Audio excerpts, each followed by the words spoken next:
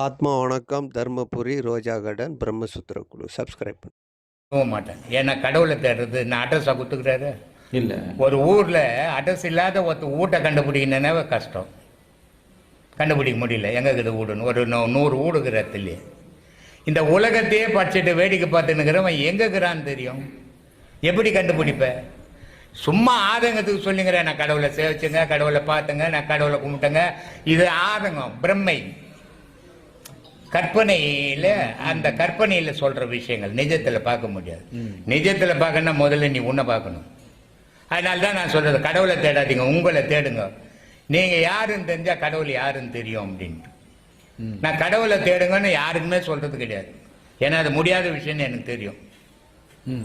அதனால் இவங்க போய் கடவுளை பார்க்க போகிறேன், கடவுளை காட்டி கொடுக்குறாரு அப்படின்னு போனால் அது நம்ம என்ன பண்ணுவோம், தடுக்கவே முடியாது. அதனால தான் சொல்கிறது, விதி யாரையுமே விடாது.